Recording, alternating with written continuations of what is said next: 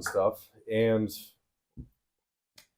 he had issues again. Something about this mic's not working properly and such. I was just that time I was a little peeved. Like, okay, all right, well, I said let's we got a couple quick videos at least, and but I was like, all right, well then next time I said I only have 2 more chances I can do this. I was like, so we'll come in twice more and we'll just dedicate it. We show up. I'm like, you have to have everything set up. 5 minutes, we're in, and I'm drumming for the next 2 to 3 hours, so I can get all the because when you record, I know a lot of musicians today, if they make a mistake, they'll just keep playing and then they'll record it later and then just cut it in piece. It's really common even here, but even just broadly, I can't do that. Okay. My conscience doesn't let me. My sense of perhaps whether it's a perfectionism, maybe it's too much, but the sense of excellence in me is like, no, if I'm going to record this and I'm going to tell people that I played this, I believe the professional and the right thing actually to do is I want to be able to tell people, no, it's from start to finish. There's no messing up, or there's no corrections that were edited in later. So we need the time, and I need 3 hours because I'll have to do a track a number of times before I'm like, yeah, that was it. Anyway, so we couldn't do that last time. I was already just a little peeved because that was right at the end of last week. So this week it was like, how are we going to get the time, this and that, because we need to do this podcast and such. I set it all up. It's like I don't want to leave, and if I leave and haven't done it, it's going to be depressing. Anyway, so today we had arranged for this morning, right? I was going to pick him up 8:30. We're going to be over there by 9. I should be drumming no later than 9:15, 9:20, and go all the way to 12. Right, leave, come back, shower, and such. Sat for like 2 hours. Just like trying to figure this out. He couldn't get output here. One of the drum mics suddenly is producing this weird vibration, and he's not able. He's having issues on the system. All this and that and the other. I can't blame him necessarily. It's not really his fault, but it frustrated the heck out of me. Because you go, especially when you're trying to come and like play your instrument, you have to also have a bit of a mood. Right, it's music. You want to be in the field, right? It's a vibe. It's a part of it. Anyway, and so if you're suddenly just sitting for 2 hours and all you're ever doing is, can you hit the mid tom? Can you hit the snare just to hear the sound? And then he's just having to go back and fix it. And you're just sitting on this. It's A, I'm like, well, I'm just wasting time. B, I'm like, we've been trying. I'm like, really? This is like, tomorrow is the last possibility. Like, even then I was like, I want to do this today, get it done today, so tomorrow we just really have to come here, pick up the equipment and go. Nope, didn't get like anything in. Finally, after like, it was only around like 11:30 from like maybe 11:15 that I started to drum for about 45 minutes. And at that point, I was just kind of agitated. I've lost the mojo, the feel of the music. So it's a lot more just like I'm just getting through it now, and I'm not just enjoying it either. Right, the sticks. All of a sudden, of course, finally we start. They just break. Right, so I'm like, oh my, and it's what's again. I'm like, man, I'm leaving in 2 days. We put all the time to setting it up. I've got the padding here, and now I can't get what I need. Right, because when I leave, I can't leave the padding up because the family lives in that house now, and I've been promising them I'll take it down. Just let me finish this. I can't leave for the next 5-6 months and have it up there. So it's just. It was like, this is not going well. This is just frustrating, and it's not a good setup for later things. Yeah, true. And then again, when you're about to leave, and I leave places quite a bit, like for extended periods of time. So I've gotten quite used to, you got to prepare, you got to think ahead, everything you got to get done before you leave, because you're leaving for a lengthy period of time. I've done this a number of places where I go anyways. It's a lot, right? When you're going from Africa back to the West, and you have a home here and you have a home there, and you work here and you work there, and everything kind of runs under you, as it were. There's, you have to keep everything in order and such. So when you're suddenly wasting 3 hours just sitting there and you really want to get stuff done, and you have a pretty strict timeline, and this is already just extra, as it were, so it would have been a lot better if I could have drummed, because I would have come in here probably with a lot more loose energy and good vibe, instead of coming in here like, my morning was kind of wasted and I didn't get the vibes, and now I still have to find a time to go over there tomorrow and finish it and then move all the equipment over. And anyways, not the best place to start a okay. So, session. but when you the family are going to be there all through that period when you're gone. Yeah, So when you get back, will they still be there, or I will be. Yeah, so where would you set up your next drum? that's the problem. That's why I was like, I need to do this while I have the chance, Uh, because I don't think I'm about to get another drum studio. Right, I set it up, and the house I'm living in now is much smaller. I don't have space for that. There's no room I can dedicate to this. The school doesn't have a space for that. It'd be nice if it did, but the rooms they're needed. Plus, they're all too large. Even though there's some rooms not being used right now, it's way too large to pad. yeah. Even this room is too large to pad. It's just a lot. Mhm. You want a room where it's like you can have a kit and a table, drum kit and a Mhm. table, and like a small bedroom, really. Mm. But none of the rooms in the school are that And size. yeah, true. So, yeah, it is what it is. This is my final chance. Maybe in the future I'll get another chance to have a drum room again, but I'm like, I want to use it now. I want to get the chance to record something now and do it now. And now this has to just, I'm like, I got to be patient too with my producer, because it's hard. I'm like, instinctively, I'm like, this is your fault. Why am I sitting here for 3 hours? I'm not going to get upset with you. I'm trying not to get snippy. I get a few little remarks like, let's go, Josh. We got to be done, man. Like, I've been waiting for 2 hours. Are you ready? Like, we can't do this. So at least he understood enough that tomorrow he's going to go at 9 a.m. himself. I won't show up till 12, but he's going to go, even though I'm like, you'll be here maybe. He's like, that's fine. He's like, at least if I can be set up, so when you show, all you do is get up in the kit and go. Good. Let's hope. Let's hope. Let's Yeah. hope. Let's hope. But in the meantime, you have to remember, all right, get out of the head funk and get to other things, like this wonderful podcast of ours. Welcome to the Reformation Room, my friends. Yeah. Hello, everybody. Good to be with you guys. It's again. nice to be seated right here again, and In these comfy chairs, talking lots of philosophy and theology. as always. Yeah, and it's been interesting listening to the things that you raised up, talking about Reformation and epistemology and its implications for life then and even for us today, in contemporary times. Given the fact that a lot of the times we hear lots of people say very funny things today, and it looks like when you hear them at first, sometimes it looks like, this guy is just, where did all of this nonsense come from? Yeah. And then coincidentally, like we've also discovered from looking at his church history and history of the world, so to say, a lot of these statements and questions and suppositions and presuppositions have trickled all through human history. So, like I've asked you one time before, and I'm still going to ask that question again. Would you say that all of this matters, all of this repeating history as a result of human depravity, or is there something about these presuppositions that, like sometimes in science? So let's give you an example. Tesla tried to do lots of things with the electric vehicle. He had over how many patents? But it's only today, and he actually got an electric car working in his time.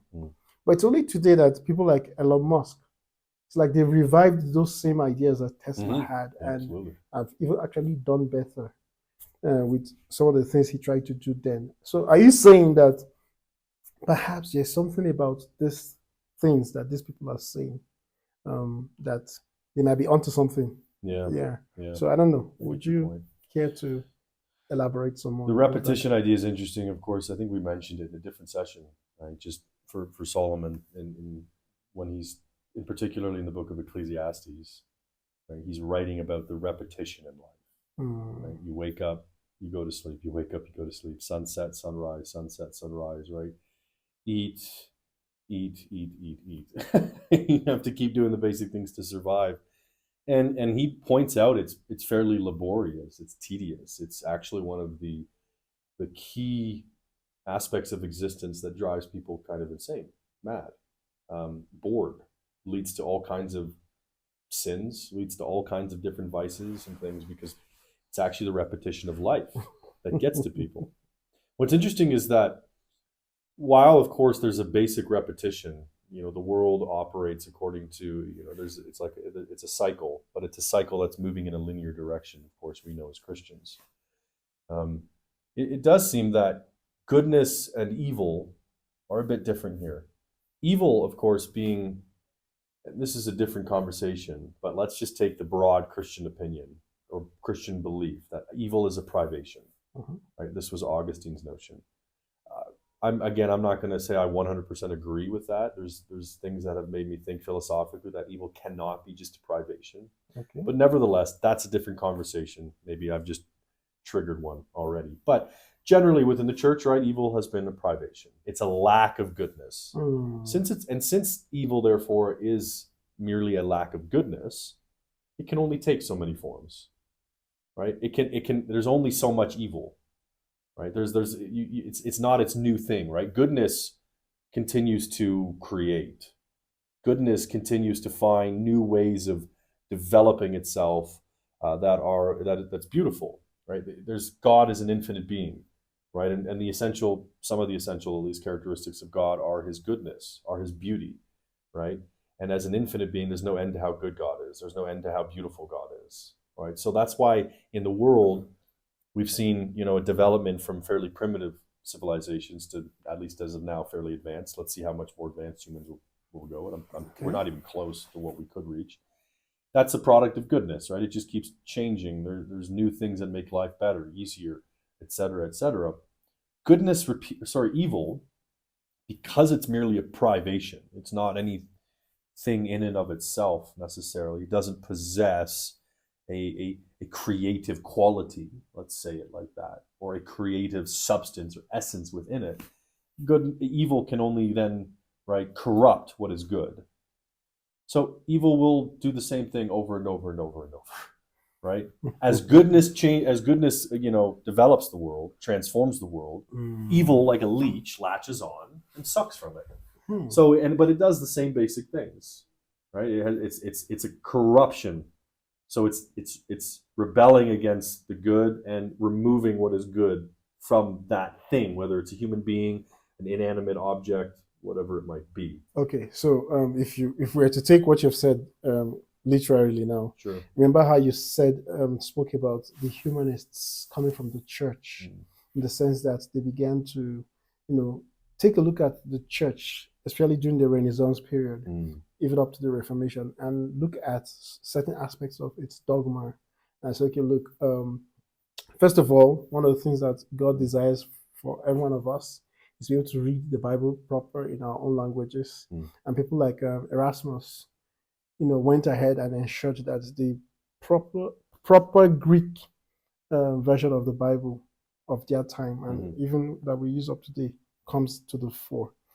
But whether we like it or not, we still see humanism today not anything like its original forebears thought about it. Yeah. And then you spoke about someone like David Hume and Immanuel Kant and even Descartes, and how people have kind of twisted some of the things that those people said. Would you also want to speak about someone like Søren Kierkegaard and his existentialism, and how what the kind of things he proposed in those days are not the same in what we see? Yeah, it's certainly not the same, right? And I would wonder, I think if Kierkegaard actually saw the modern church, and even those who claim to be his own children, I think he'd be fairly repulsed. Okay. I think so.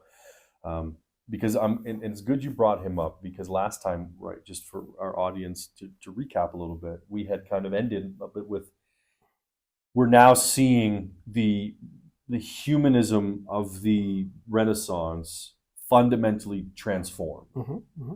It's a humanism that originally, God is still very important. God is part of the system, though God might not be the foundation of the system, but he's still very important, and he's part of everything, incorporated into everything that these original humanists believe. But when you got to David Hume now, right, and then also in Immanuel Kant, what you saw was they provided a way forward by deconstructing the so-called, mostly, I guess, Christian humanistic attempts to develop entire systems Okay. of thought, right, deductively, as it were, or inductively, whether they were the rationalists like Descartes, Leibniz, Spinoza, for example, or the British empiricists. They try to develop entire systems of thought that can explain and account for everything.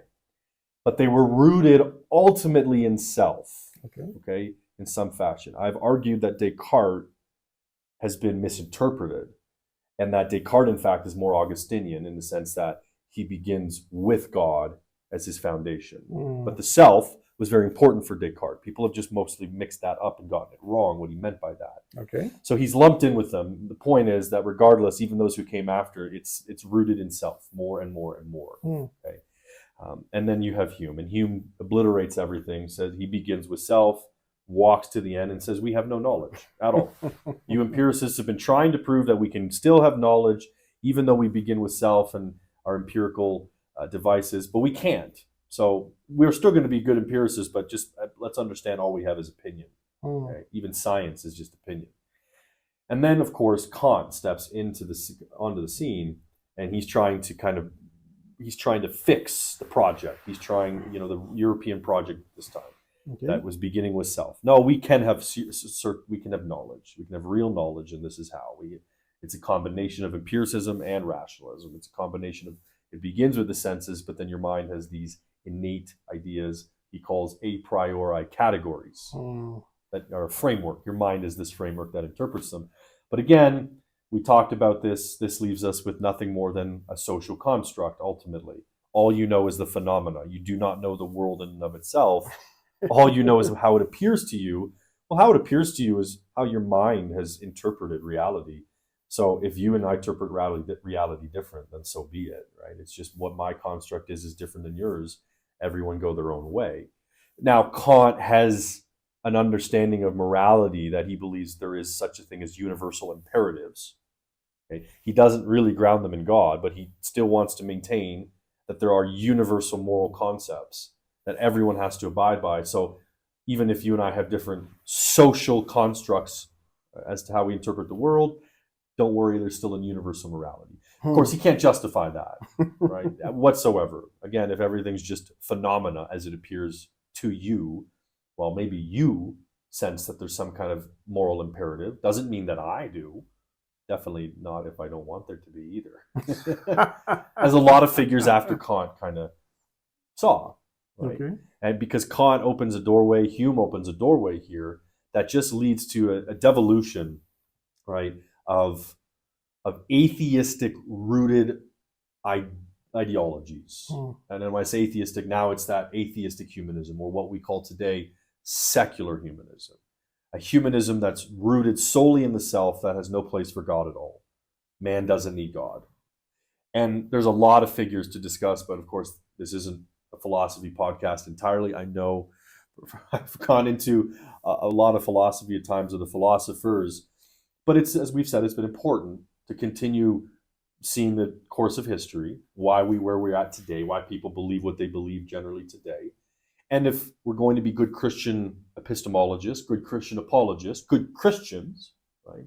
Peter is the one who says, the fisherman who's uneducated, always be ready to give a reason for the hope that is in you. So we all have a responsibility to some degree to be theologians and defend our faith.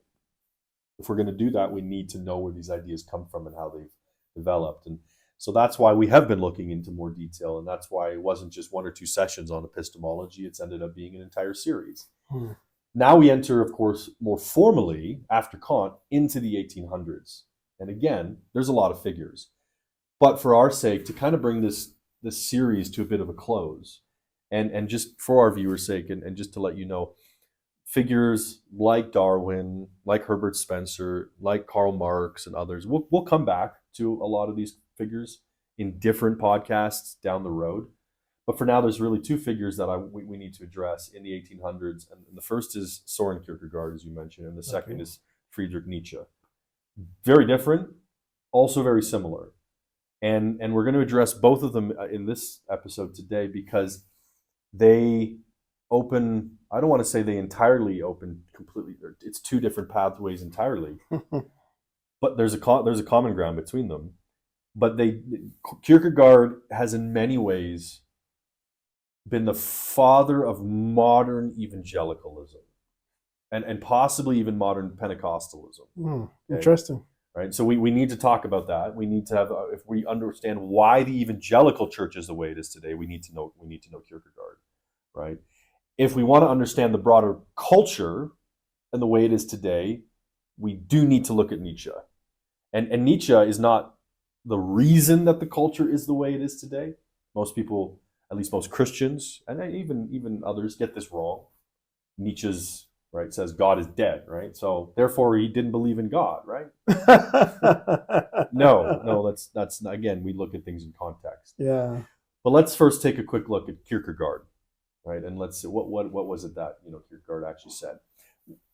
Let's begin by looking what's common between the two of them.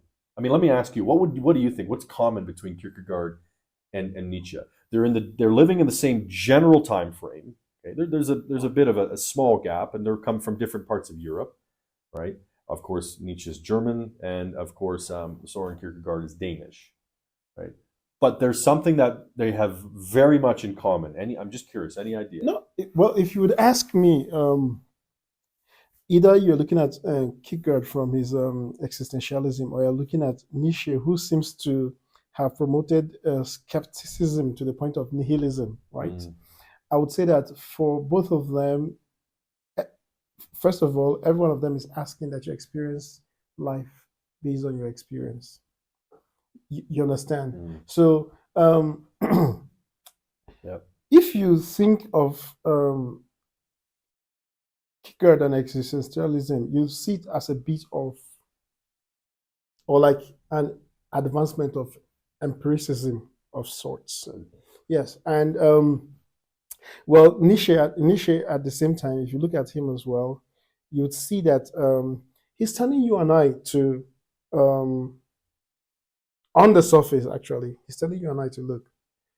Fate does not have any way of predicting what happens to human beings. So everybody needs to stop thinking about some divine being out there that would want to come and save us from our own contrived messes. Because I'm saying this in the sense that I've tried to look at Nietzsche from the eyes of an African. Right. And I see every time here in Africa, lots of people try to, we create a mess. We do something wrong, we create a mess. And the first thing we try to do is we pray about it. Yes. So, well, if you remember Nietzsche's article on the madman that was running around the city with, in the daytime, yes, with the lamp in the daytime. Yes, it's basically the same kind of situation. You create a mess, and then you're looking for help in the odd places. And if you ask me, that was the sum of Nietzsche's thesis. Then look, we've killed God. There you go. In the sense that, why is that we're always looking at divine beings to solve human problems? You understand? And I'm saying that, and I'm still going to say that's same thing to Africans today. Why are we always looking at the divine to solve problems that we could essentially solve using critical reasoning? So both men, so to say, in response to your question, are asking for situations where humans would begin to think more using their reason. Although they are still reminding us that our reason is not the final answer. Because here, those people using their lamp, which is supposed to be like a metaphor for human reason, looking for, in quotes, the unreasonable, right, there you go. in an unreasonable time, using an unreasonable way of experimentation. Yes, why would you use a lamp to be looking for something in the light when you have sunlight? So you're using an unreasonable methodology to try to even examine an unreasonable, in quotes, phenomenon. So bringing it back is the same thing. I believe that and the way I'm asking that we interrogate life today as Africans, for me, is what Nietzsche especially was asking the audience in his time to also do. So for me, that's the balance between both of them. Yeah, you brought out some really key concepts here, right? It's hard not to chuckle, like when you're saying, of course, we have this tendency. You specifically mentioned, within the African context. Mm. I think it's probably not as common in the Western context, though it's become, especially amongst the Christians in the church, more common. That again, we just something's not good. Just pray about it. Just pray about it. Even though we're responsible and we're not using the faculties and the critical capacities God has given us to not make a mess of things, or to again move forward and to know how to move forward. Right? He's revealed it in His Word. He's given us His image so that we can move forward and fix things, rather than. I think the tendency is, I notice a lot in the church, is treat God like a genie in the bottle, right? Just pray, pray, pray, and He'll do it. But I don't really have to do much on my own end. So what's interesting about you bringing that out is it does kind of go back to Kierkegaard and Nietzsche, because they're looking at Europe, where they have you mentioned a few of the points. You're right. It's not there, and they're not big on emphasizing reason themselves, because where they have one common ground is they both largely see the world as irrational, very true, as unreasonable, as non-reasonable, I should say. Nietzsche in particular, right? And that's why he goes mad, and that's why Nietzsche's writings are the way they are, right? Where in a sense you see him attempting at times to use logic and to be reasonable in his writing. He's making an argument, even if it's not syllogistically propositional. He's making an argument. But then other times it can be very frustrating reading somebody like him, because then he'll go and he'll completely undo what he's already done, or he'll actively contradict himself, but he doesn't really care. He doesn't have to care. The world's not a rational system, according to Nietzsche, like the 17th century and the 16th century rationalists thought, right? And then the British empiricists thought. Again, he's a reaction to all of this. He's more following Kant, even if he's not Kantian. Right, he's certainly a child of Kant, because that idea of social construct comes into play for Nietzsche a bit. Okay. So there's the commonality the two of them have, that the world is not rational, or it's non-rational, I guess is a proper way of putting it. But of course, they have different responses, broadly speaking. They believe that. They're also two thinkers who, as we've been saying here, they're looking at Europe and the content that we've been describing, and the situation is, God is being removed from the academic spheres. God is being removed from a lot of the institutions in life. It's slowly happening, at least. And we've looked at this with some of these key thinkers, right? God's kind of now slowly but surely taking back seat, as it were. Systems are being developed. Ways of knowing and knowledge are built on a foundation that is man, not God. And so they look at Europe, and they're looking at this continent, the situation where people, they say they believe in God, but they don't functionally live like it. So you have all these Christians, right? And Europe, at the time is a Christian continent, right? Supposedly, right? Most people are indeed in church, even if it's not as high as sometimes we like to think. Most people are still regularly attending church. But what Kierkegaard's noticing is you're just not functionally living like Christians. Right, and so what he identifies as a problem, amongst others, but principally, is the church's over-rationalizing things. Right, the church's elevation of reason. Right, and this is in the development of Christianity. Right, it was as the word had influence on that continent. There was a massive influence, well, not just influence, but development of education. Yeah, true. And we know, following a lot of the church history, you see the scholastics, we've seen these early humanist Renaissance who are rationalists, right? Then we have the empiricists. These guys are all Christians in some form, especially if you go farther back. And they, believe God was intimately rational. God was the rational being, right? And so they've been trying to understand the world around them rationally, because God is rational and He's made us rational. So they're trying to understand the world rationally. They're developing systems that are very rational, very systematic and logical. Kierkegaard's identifying this is a problem.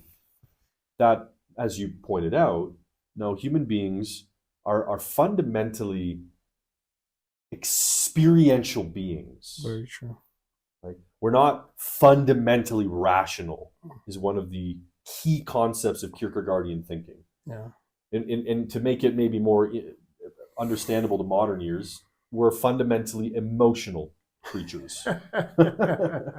Right? It's experience, or as one professor once had put it, it's lived experience. That is where we start. That is the most important thing. And that idea that I know that he articulated, he was getting that from Kierkegaard. Okay. Because we had to read quite a bit of Kierkegaard at that time and just to understand what's going on here. And then we had to read, of course, some of the people who taught Kierkegaard, like Hamann and others. And their emphasis is they're not part of the Christian, more rationalist tradition. They're not even part of the mainstream church at this point, whether certainly Reformed, Protestant, or also Roman Catholic, right? Kierkegaard, I believe he grew up in a Lutheran home, but what he took away is you people don't really believe. It's more just head knowledge, but in your lived experience, God is not part of your day-to-day life. He was right. He was certainly not wrong, and that's a bigger problem today in many ways. But his solution was massive, just in terms of its significance for the church today. Right? I'm not going to for a moment question that Kierkegaard was a Christian. I believe he was a Christian. Much like I actually believe Schleiermacher was probably a Christian.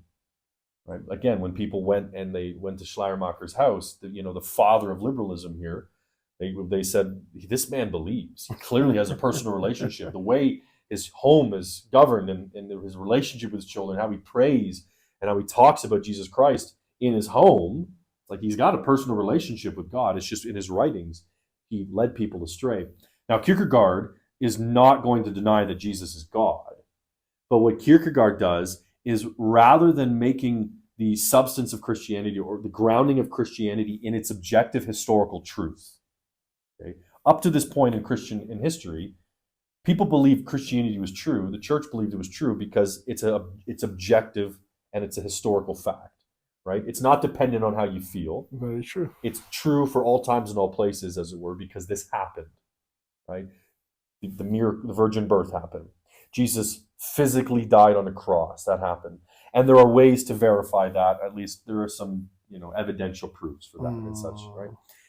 What Kierkegaard gets at is that's not important. Maybe it didn't even happen, right?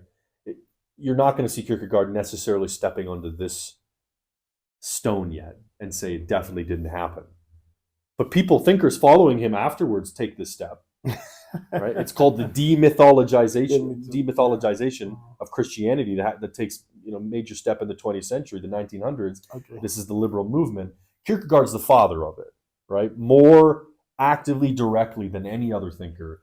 Kierkegaard is the one who takes a major step and says, when it says, for instance, and I read I'm trying to remember the thinker. I think it was actually. What's his name? He became very famous in the 20th century. He was Karl Barth. Karl Barth. Okay, I thought you were going to talk about Rudolf Bultmann. Same idea, I suppose. Karl Barth, of course, is saying, no, I'm not a liberal, right? I'm trying to bring back to orthodoxy, but he doesn't, right? There's still horrendously false ideas in Barth. And one of them is this notion that the historical resurrection, the historical crucifixion, did it happen in history? Is it actually an event, or was it a spiritual event in the life of the apostles? Yeah. And this is the claim, right? This is where, again, and I can't remember off the top of my head if Kierkegaard himself says this, but I know Barth does, and I know the liberals certainly followed Kierkegaard on this pathway. That it's not important if it not only is it not important, Barth goes as far as saying it might not have even happened. It's just an event. The resurrection was that the apostles resurrected. It was a totally spiritual event. So it's interesting because they spiritualize, right? They spiritualize things in the New Testament so they don't have to deal with the historical verifiability of it. So they're doing the same thing. Kierkegaard is committing one of the same sin in many ways that the Gnostics actually committed. Yeah. Right. Yeah. But if you put it that way, based on how you have fleshed out the thoughts he puts out for people, and then the implications, like we've pointed out, because I don't know whether it was you that said it in conversation here, or it's some of the things that philosophers have said over time, just like our actions, Mm. the things we think about have consequences. Yeah. Yeah. Yeah, and from how you've said it, I'm just affirming what you've said. Based on what you have fleshed out as Kierkegaard's thoughts, he may not have meant them how we are using them today, Mhm. right? Yeah. Yeah, and that's why we've been talking about these implications over and over and over again. Mhm. Actions have consequences, but our thoughts as well. Ideas have legs. Yeah, no wonder the Bible itself says that we should guard our hearts Mm. because from there springs or come the well springs of life. Yeah. Yeah, so I was just affirming what you said. Yeah. Test the spirits, right? Mm. Be discerning. Be wise as serpents, right? Do not be led astray by the principles of the world, the world's philosophy. And again, I understand reading in context that Kierkegaard had certainly good intentions, but good intentions are often the pathway to hell too, right? and Kierkegaard certainly was looking at a situation where the church was debauched or just lukewarm, right? Not a serious Christianity in day-to-day living. Kierkegaard was concerned with day-to-day living. He was concerned with piety, right? I believe he's coming from a Lutheran tradition. And just as Immanuel Kant had come from a Lutheran tradition, and one of the emphases in Lutheran theology is personal piety, especially in the traditions. So Kierkegaard's not seeing a great deal of personal piety amongst all these so-called Christians in this so-called Christian continent. He's calling them out for it. He's also looking for, how do I draw us back to a deeper relationship with God, a more lived relationship with God, and a deeper piety. Get rid of the historical stuff. Get rid of the objective stuff. Get rid of all this reasoning and rationalizing. Though again, I always find it just too ironic that you have these thinkers who are, broadly labeled irrationalists, who write, who put it down into writing. Yeah. Right? They're just showing that it's not possible to maintain anything like an irrationalism or a true existentialism, because we are image bearers of God, who is indeed the Logos, the Word, the logic. And so we also communicate ideas logically, rationally. So even while he's talking about, we need to kind of scrap certainly the rationalism of the previous centuries and the empiricism, as it were, right? Or all the systematizing, right? We need to scrap that. We need to get back to more of a just lived experience, personal relationship with God. Faith. Just get back to simple faith. And how does he understand faith? Well, faith for him is a leap.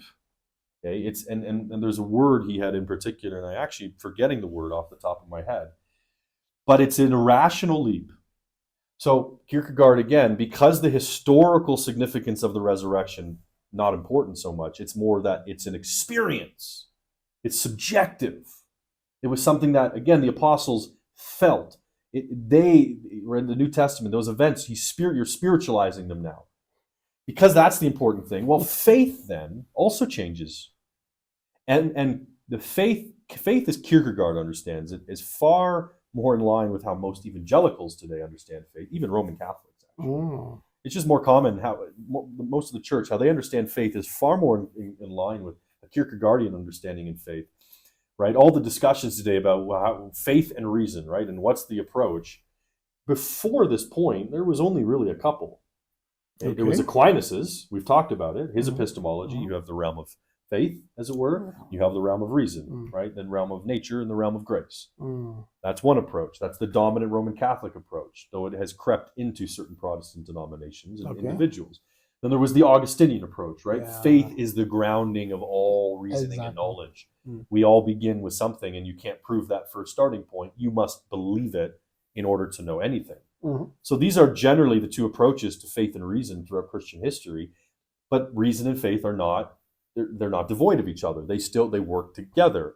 I'm not an Aquinian. I'm not a Roman Catholic. I'm not a Thomist. It used to maybe the more common. I think Aquinian is something I've been coining in these series, but I'm not a Thomist, so I don't agree. It's not reason complements faith. I'm an evangelical Reformed Protestant Christian. I'm an Augustinian, right? And so, no, faith is the grounding of all knowledge. You can't know anything without beginning with God.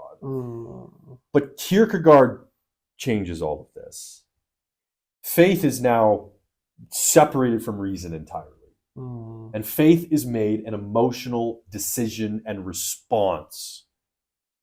It's truly a heart matter. When I say heart here, we're not using the biblical understanding of heart, because the biblical understanding of heart is generally that your heart and your mind are the same thing. Your heart, soul, mind, and spirit in the Bible are all the same thing. The inner man, the inner being, that is intellectual, intelligent, right? An understanding being. But Kierkegaard, again, changes it.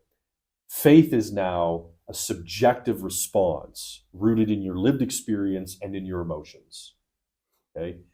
That's what's important now. So this, hopefully already our audience, and I'm sure you can see the consequences, the implications of all of this. Because again, and his attentions were given, I believe. He wants to see the church grow in piety. He wants to see Christians actually be Christians. We're going to all claim to be Christians, then we need to live like Christians. Okay. And since all of this rationalism, according to him, has been harming us, and all this focus on reason and such, and the way the church is functioning and being very rational too is a problem, what if we just get back to simple lived experience? What happens to humans in their life? Well, they feel a lot of things, right? Most of what they believe is not a matter of what they think or how they've reasoned. Most of what they believe comes from what they've experienced. Most of what humans think comes from what they've experienced, right? So he's an empiricist, right? His existentialism, which is again the focus on the subjective self, is empirical. It's an empiricist epistemology. He's beginning with self, right? And what you experience. And so faith now is a matter of I don't have reasons for my belief in God, right? I can't know if God is actually real. I can't actually know if the resurrection happened historically. I cannot know with anything like certainty, even probability, that Christianity is true. Remember, he's a child of Kant, but even Hume, right? He's growing up in a Europe that has been devastated by the responses of Hume and such. So, okay, he's trying to provide an answer, at least in his mind. His answer is not to respond to them and to deal with their problems and holes. No, his response is something very different. And he, right, kind of, I don't want to say ignores them, but says, no, their whole enterprise is wrong, and Christians have to abandon it altogether. The church needs to abandon it, and we need to just go to simple lived experience. Jesus Christ comes to you personally. You have an experience of the Spirit of God. Your faith then is not grounded in reason. Your faith is grounded in your experience. You make a choice based on your experience. Emotions, they go hand in hand. So Kierkegaard, very famously, this is where he's quite famous for this. He ultimately says then the Muslim, whose piety is sincere, whose prayer to Allah is sincere, is saved, right? This man, because he makes the point that the Muslim, who is more sincere in his prayers than the Christian who's not truly born again, God is going to honor the prayers of that Muslim more, because there's a personal, subjective, emotional, experiential seriousness. Your inner being, you're involved in it. And so the Muslims, if they're genuinely sincere, they could be saved. Right? Again, it's divorced from reason. It's divorced from the objective historicity of Christianity and made a matter of experience and feeling. Yeah, but since for someone that's lived in Africa for a while now, are you not saying? Are you not? If you look at especially the Pentecostal aspect of Christianity in Africa, would you not say that that's the same kind of notions we are subscribing to? Oh yeah. In the sense that I am an apostle called by God, given certain instructions, and to validate that I have been called, I'm having all of those experiential, stories to tell. I've had visions. Yes, I've had dreams. The Lord has spoke. Yes, and if it was just that, I would have not even have had a problem. It's the fact that you see that a lot of the preaching from the pulpit today are narratives of how God came through for him or her in very supernatural means and ways and all of that. Yeah. And they regale us with for 2-3 hours with all of those stories. story after story after story after story of how God, in his experience, has validated himself or herself, so to say. When I mean himself or herself, as in validated the work that he has given that apostle or prophet or whatever they want to call themselves. Yeah. So don't you see the same trend in Africa today with what Kierkegaard was proposing? I'm glad you noted that. And it's a trend also in the Western broadly evangelical church too. I see it in Roman Catholicism. I see it in Eastern Orthodoxy. It's just amazing how far ideas do spread. Okay. Again, all human beings are sinful. So we have a natural tendency to not only rebel against God, but to entertain, embrace ideas that are in fact hostile to the truth. So it's not surprising that these ideas have such legs. It's also not surprising that you can go to different cultures in the world and you can, for instance, talk about a Greek concept or even a Kierkegaardian idea, and they might already, even if Kierkegaard himself didn't have an influence there, the culture still living in sin as a pagan culture is like, oh yeah, we get it. We can embrace that, right? It's always interesting because they can't embrace Christianity so quick, but it's amazing to me how many people I meet. I've got friends from different countries, Lithuania, Russia, South Africa, wherever you go.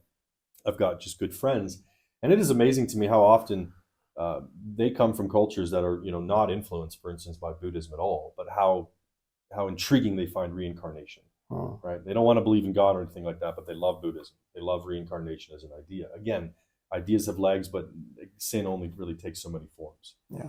So, yes, Kierkegaard is grounding faith in self, grounding it in experience. This is monumental in Christian history because it has such large legs, and it travels so far and wide throughout the church. I want you to just, look at it for a moment, step back, and our readers, or our listeners, our readers, our audience, our audience. Well, if you read it, maybe you read the transcript. I don't know. I want us to step back and just notice something for a moment. The resurgence of prophecy, so-called apostles, so-called tongue speaking, and all these other so-called miraculous things that are happening all over Africa. Even in the West now, you're having so-called encounters and whatnot, over and over and over. It is interesting that the resurgence of these things follows Kierkegaardian theology. And that prior to Kierkegaard and prior to the end of the 1800s, in the history of the church, right, whether it was Roman Catholicism, Eastern Orthodoxy, or broadly Reformed Protestantism, they were, we can use, for lack of a better word, they were cessationists, right? The canon of Scripture is sealed, so there's no new revelation. Okay. Right? It's once and for all true. Prophecy, of course, was God speaking His word. So since the canon's it's closed, well, prophecy is also it's finished. Right? It's a natural hand in hand. Yeah. Tongues are a lesser form. If you follow Paul closely in Corinthians, tongues are a form of prophecy once interpreted. Otherwise, they're not to be spoken. But tongues is very clearly throughout the New Testament a known human language. An unknown human language, but it will be known by somebody in a different place. But it's a human language, right? And once it's interpreted, it becomes prophetic, right? And anyways, just what you see very, very, very, like, it's a hard line when the apostles die. In the last apostle, John, and even when he's still alive, you just see that there was really an ending of prophecy, of tongues, and of miracles, very broadly speaking. And so the church had always just believed this, right? That there was always a few eclectics here and there who were outside of the mainstream of Christianity who were believing silly things and odd things, but it would creep up and it would die out. It would be someone who claimed a vision of self-stuff. No, but self-stuff. The thing is this, and for me, this is where I don't understand, because I like the way Jesus puts it when he was talking about miracles. He called them the bread or the crumbs from the table of the children. Yeah. So, and the truth of the matter is that, can anybody be satisfied when they eat breadcrumbs? No. Miracles never satisfy. Yeah, so it tells you and I, and that's why I say I don't understand why people don't say this, that, yes, let's even take it that in those ministries, miracles are happening, and there is prophecy and all of that. Let's assume. Let's give them the benefit of a doubt. However, we know that, let's say your ministry lasts for the next 50 years. You can have miracles and prophecy and all of that for 50 years. Mm-mm. It's just an ephemeral thing. It's something that maybe at the beginning of the ministry, God is giving you as a means of drawing people to come and listen to his word. But after a while, like Paul will say, it is like feeding them milk. The church, the people are supposed to begin to eat solid food. Oh yeah. And that's why they are supposed to move on. You're hitting the crux of it, because again, Kierkegaard's point is it's experience. And within these denominations today, and some of them are not even Christian denominations, because Health and Wealth Prosperity Gospel is just heresy, of course. But they're avidly Pentecostal in how they practice and worship. People are always looking for the next vision, the next dream, the next miracle, the next tangible manifestation of power. Yeah. It should be interesting, and you as an African, I think, can understand this even better than I can. But it should be interesting that in Africa, where the ATR, the traditional African religions, which are animistic, are power-oriented religions, power-focused religion, it shouldn't shock us that the experiential version of Christianity, particularly the Pentecostal one, would thrive here. And what that can also alert us to is this, and why the Health and Wealth Prosperity Gospel has thrived, is because it's syncretism. It's not the pure gospel, right? It's kind of like when Christian missionaries have found themselves in India, and the Hindus have no problem accepting that Jesus is God. And they're like, great, I've got like 1,000 converts today, right? You hear, but of course, if you spend any time and if you know anything about Hindu culture, there's a pantheon of gods. Yeah. I can't remember the number. There's like no end. Not less than 3,000. It's right. It's between 3,000 and 3 million. Right. Yes. They can add gods in. So to them, Jesus is always, yeah, we can bring him in, no problem. Right? But we're going to still worship all our other gods too. They're syncretizing, right? It's not pure Christianity at all, but they might even say, I'm a Christian. You know this as well as I do. You have a ton of this in Africa, right? I mean, here in Nigeria alone, we know that we're in a country where anywhere from 50 to 54% of the people are claiming to be Christian. But we also look at everything around us and we see, well, that's clearly not true, because, again, to Kierkegaard's point, if Kierkegaard were here today, right, he'd look around, he'd see a lot of churches, he'd see a lot of people saying to be Christian, but he'd also say you're not living like Christians, right? Most people in Nigeria, I know you know this, are not functionally living like Christians. Yeah. Right, they're claiming to be Christian, right? Again, where we started our ministry, the Jungle Ministry, working with drug addicts, criminals, cultists, right, and such. Churches on every corner, right? But it's a slum, it's a ghetto, and it's the most notorious place in the entire city for crime and drug addiction and killing and kidnapping and such. So there's a huge separation, right? True. Anyways, to draw it back, because I know that gets a little off topic. You're right. Kierkegaard sets this standard, provides a new foundation. Faith is rooted in your experience, not on the objective truth of God's word, not on the historical objectivity of this faith. It's rooted in your personal leap of faith without reason for it. So, and again, grounded in your experience. So when you build on that, when you extrapolate that, and as we see that idea now take legs and move through the academics and into the church more broadly, I believe it's had devastating consequences, because today the church is primarily emotional. Whether you're in Africa or you're in the West, right? Most Christians' faith is rooted in their choice, so they say, right? I chose Jesus, right? Jesus is I've heard horrific things like Jesus is my boyfriend, right? Or he's just my friend. Or again, I'm very common language, right? I made a decision for Jesus. Even a lot of missionaries and such bring this language, right? We need people, come down to the altar. Billy Graham, right? The whole crusade idea is built on this notion of decisions for Christ. No, Josh, you don't even know the half of it. Here. So for some, it's another level. No, for some of us, we would have even said, if lots of people wanted to have this experience with Jesus, well, you can understand. It's what they even do with the Holy Spirit I'm afraid of. You understand? It's the level of experiential connection that people seem to claim or want to have with the Holy Spirit. Well, and that's it, right? That really gets to me.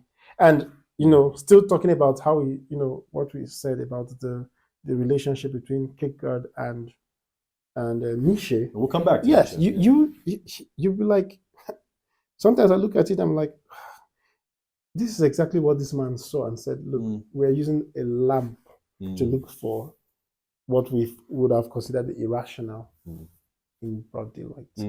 So here's the madman, and everybody's asking the madman why he's doing what he's doing. But he's just a metaphor for the same thing that so many of us are doing. And for us, that is our experience. Oh, yeah. And because that experience is so, it's so impactful. It feels like an adventure. It feels like, things are happening for you. Then it becomes, sadly, I wish it was just your reality.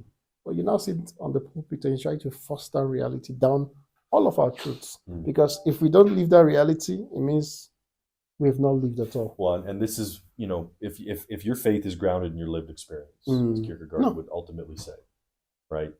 It's not the faith of the Bible. It's certainly not the religion of Scripture, right? It is a very different one. And again, what does it require? I mean, let's look at what it requires then, and also what the consequences have been. Because I think I mentioned already, it requires that you keep having more lived experiences. Exactly. You need more emotional highs. You need, right? And this is what we find in the church today, right? People are running on emotional highs. They're looking for emotional highs. They're looking to cry. Even amongst men now, they're trying to find tears. They're trying to get them out, right? They're trying to find experiences. So cue the music in most modern churches. Let's get those synths going. Let's provide that really emotional vibe in the church, right? Let's get a guitarist up there, for some reason always has to be in skinny jeans, looking like a woman, right? He pretends to be a man. But he's up there and he's, couple arpeggios, right? In that, I forget which, I think it's a C minor, where it tugs on the heartstrings. And I've been to so many churches around the world already, ever since I was little, especially in North America.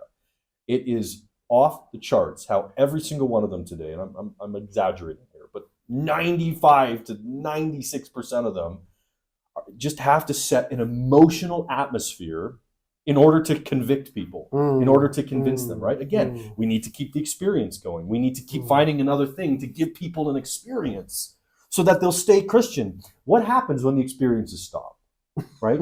I mean, the word emotion, right? Just like for our audience, the word emotion itself, right? Quite literally, in the word, if you break down the meaning, refers to instability. You're moving. You're a wave tossed to and fro. The Bible has something to say about this, right? He who asks for something, right, who doesn't believe what he asks for, right, he's like a wave tossed to and fro in the ocean, and he will receive nothing from God. It is fascinating to me that in the modern church, whether it's Pentecostal, whether it's even broadly Baptist or Reformed, okay, the Anglican has embraced this idea, so that you've got church after church after church filled with people who don't have a grounding in the Word, don't have a grounding in Christian theology. Their faith, for the most part, is not something they've understood. It's something they've just leapt towards because of an experience. I want to be clear for our audience as well. When you're born again, that is an experience. Whether it happens over a period of time or it happens in a moment. Yours probably different from mine. One particular day, something happened. I was regenerated on that day. I'll never forget it. That was an experience. But that experience is not the grounding of my entire faith. No. Okay? Certainly the Spirit was poured out upon me, and I was led to believe. Okay? But God did that. Right? He stepped in. He gave me his Spirit. But then what did he do? As his Spirit's being poured in, I'm thinking. And I'm thinking about my life. And I'm thinking now about this being I'm encountering. And I'm asking questions. And I want to understand him, et cetera, et cetera. So I went and studied. And of course, studied the Word in depth and a lot of philosophies along the way too. Particular philosophy, actually. But most Christians don't do that anymore, right? The historic faith, when the thinkers we've been looking at, and the men we've been talking about in particular, right? These were polymaths. These were brilliant minds. These were extremely well-read Christians, theologians, scientists, philosophers, all those kinds of things, right? We call them the Renaissance men. They knew a bit of everything. Post Kierkegaard, there's this, again, not only a change in that people make emotion, experience the grounding of their faith now. So it's a subjective thing. So my experience is different from yours. So we all kind of come to different conclusions. what have we seen in the church today? Everyone's their own pastor. Everyone's their own apostle and prophet. Everyone's interpreting. Everyone's producing, a new series of lecture. Everyone has to give their opinion out there. And they're all over the place. They're ripping scripture out of context. Everyone's grabbing a verse saying, God spoke this verse to me. It's about me, right? I got a word for you. Everyone, and it's all ripped out of context. And then theologians, right, where you're kind of looking at everything, you're like, this is just a mess. Because and you actually understand why. Now Roman Catholicism is guilty of this too. It's all under one banner, but there's all kinds of proliferation of different ideas and branches. But you can understand a little more clearly why the Roman Catholic Church would say, this is the outcome of the Reformation in the long term in history, right? You're all just now your own, me, God, and the Bible, right? Well, we've almost like we've gone full circle A little bit, and we're committing the same sin. Yeah, we just sometimes it's almost like George Orwell's Animal Farm. At the tail end when the other animals, we're looking at the meeting between the humans, the pigs, or the leaders of the farm now, and then the rest of the humans that have come into to negotiate with the animals. And when these other guys were looking at the people seated at the table, having a meeting, these were their own representatives and those from the outside. And these were paraphrasing Orwell's words, when they looked in. They could not differentiate pig from man. Yes. So there was no difference. So sometimes, some of us, when we look back and see what happened to the Catholic Church or the Roman Catholic Church before the Reformation and what's happening in Christendom generally today, and you look, you suddenly see that sometimes, in my opinion, sometimes it looks like even the Roman Catholics now seem to have had a better handle to certain things. Sure. Because there are certain conversations that we're having today, and all it would take is for, except for the Pope, he's a heretic. Yeah, I'm just saying, it would take for somebody at the hierarchy, right, to say, okay, look, this is what the church has said over time concerning this matter. Yeah, you understand, and it kind of dies the matter down. But there are lots of conversations we're having today, and you're having people. I don't know whether it's the same in the West, but I know it's the problem we're having in Africa here. Is a little conversation starts up and boop, boop, boop, boop, boop, you hear everyone's opinion. Yes, and sadly, most of that opinion is not grounded anywhere close to the Bible. It's mostly, almost always grounded in experience. Yes, yeah. Right, or again, one passage ripped out of context, right, and completely devoid of understanding. The passage itself, for instance, in Scripture, the history of that passage, or if it's a broader conversation, devoid of understanding of the history of these ideas and how they develop. Exactly. Right. So again, you look in the context we're talking about here, particularly in the West, and emotionalism is what most Christians, their faith is rooted in. Right. It's again, and this is partly why you have so many people constantly having to be rebaptized. It's actually a pretty basic 1-to-1.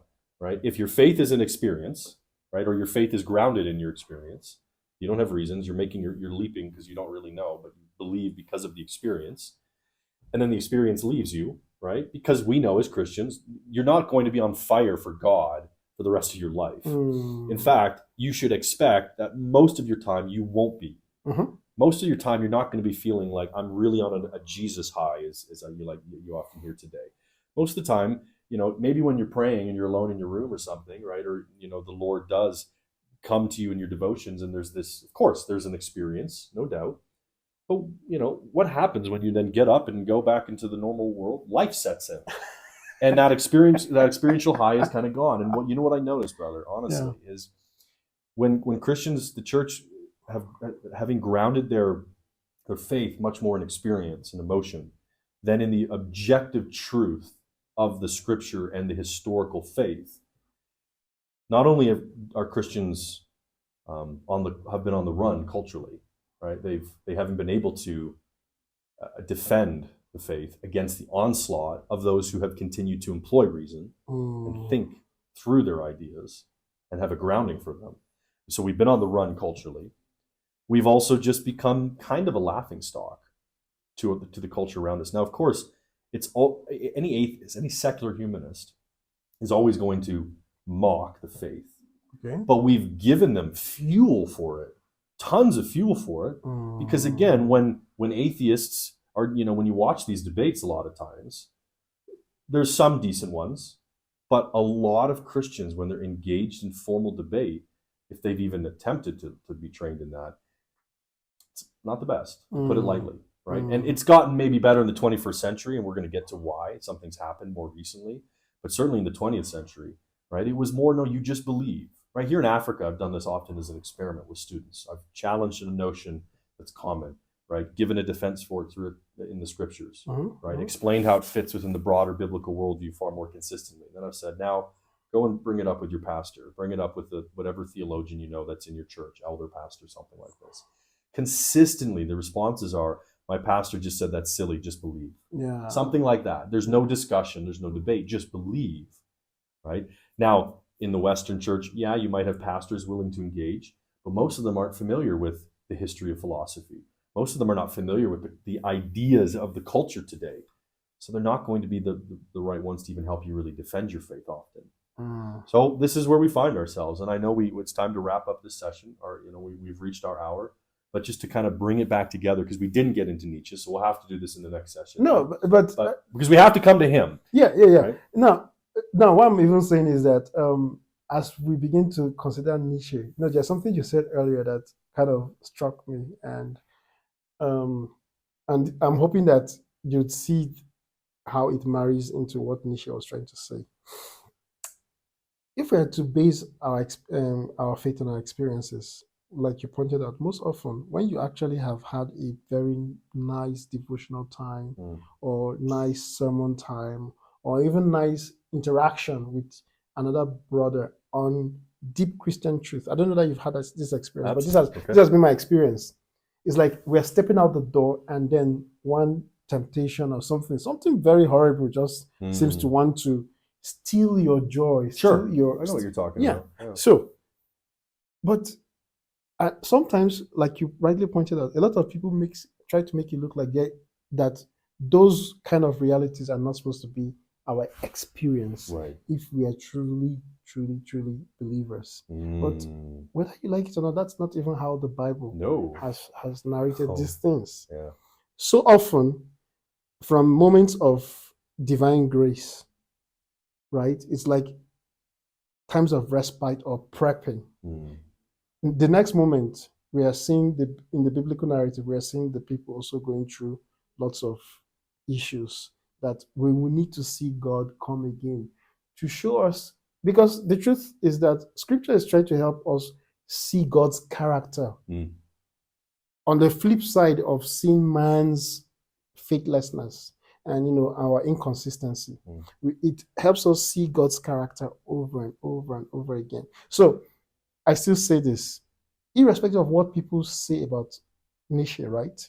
For me, I'm seeing Nietzsche reminding us that so often we try to use something as ineffective as a lamp, and trying to look at some of the very, magnificent things of human history, like the sunlight. We're using the lamp, trying to examine it, and the truth is that every time we've done that, we feel like that madman. And we look like it too. Right? And that's why I said the modern church often to the culture, to the world at least. Again, the world's always is going to disagree and going to hate the church, but we've given them fuel to mock us. Right? We've given them a lot of fuel that in films and in music and the entertainment industry broadly, and then the media broadly, right?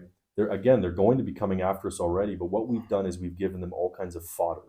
We've given them so much additional material because we've, again, grounded them. Our faith has been so grounded in our experience and ourself, and we're all over the place disagreeing with each other. So the world, as it were, is sitting there looking at us and saying, you're telling me I'm supposed to believe this faith? Y'all can't agree.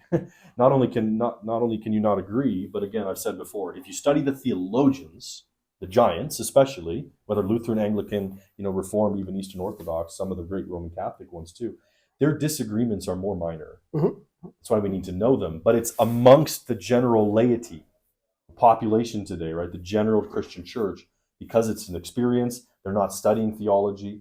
They're not studying the word. Again, I'm not talking about reading devotions. talking about studying the word, having a commentary open, right? Reading the text over and over, trying to understand what it meant, what things that are being repeated, why is this repeated, right? That studying is very different from just reading it for devotions. But because the modern church, it's just devotional reading, it's just encouragement sentiments, right? Most of what Christians give each other now is, unlike you and I, what we're doing here, for instance, and I have a number of brothers I can do this with, where when I am maybe struggling, or with the temptation, or when I'm just maybe down, or maybe I'm working through an idea or something, I have men, Christian men, well rooted in the Word. I can go and have another 3, 4, 5, 6 hour conversation about that idea, and the conversation will always be going back to Scripture, back to truth, back to the nature and the being of God, right? And understanding how to navigate the situation or this thought, whatever, by grounding it in God's existence and God's nature and what He's done in history, not what I felt. Because if I look at what I felt, it's going to confuse me and it's going to lead me all these different paths. And this is what you see, right? The modern church, for most people, they don't have that. They don't have theologians around them who can really ground them and bring them back to that. There's so few of them now, and if there are, they're not really given the authority that maybe they should be given at times. So what do most Christians give each other to help? They give each other here's a quick verse. Here, I just want to throw this verse at you. I have a word for you. And it's usually the same claptrap along those lines, right? Be encouraged, right? You'll get through it. Hold on there, brother, right? Just really simple things like that. Now, is there no place for that? No, there's a place. Right? There's absolutely a time and a place, and we all need a person or two in our life who maybe just say a simple word of encouragement, that's it. But when every single Christian is only really ever giving that to each other, right? Just really one or two simple words, throwing a verse out of context, etc. And very few Christians can actually open the word with a brother or sister and exposit it, right? Teach it. Not what it means to me, what I feel it means to me, but what it historically meant to its audience and what it means for all time and places, right? So that we understand how to apply it to our own lives. We need to do that first, right? Rather than just always looking for the next high, the next experience, the next little brief emotional encouragement, et cetera, because I think this is why the church, it's very clear why the church has lost its cultural influence, especially in the West. Why in Nigeria it's still yet to have the cultural influence, because it's still an extremely individualistic faith. It's interesting because Africa is so collectivist, right? Very tribal. But Christianity, interestingly enough, hasn't impacted that yet here. Why? Because Christianity that came here with most of the missionaries who brought it came with more of a Kierkegaardian understanding. It's post-Kierkegaard in many ways, right? It's your experience. We need to get people saved, get them into the church as quick as possible, right? The crusade mentality. Right, get them that experience. Have them make a decision for Jesus, something like an altar call, and now let's move on to the next group. Right? They've had the experience, but discipleship goes the way. Discipleship, as you know, right? And when Jesus says disciple the nations, what does he say? He qualifies it. He explains what he means. Teaching them all things I have commanded. Teaching and all things. So the whole word, Christians need to understand it. Not just have a quick devotional experience over and over. If you do, you remain an infant. You remain a child.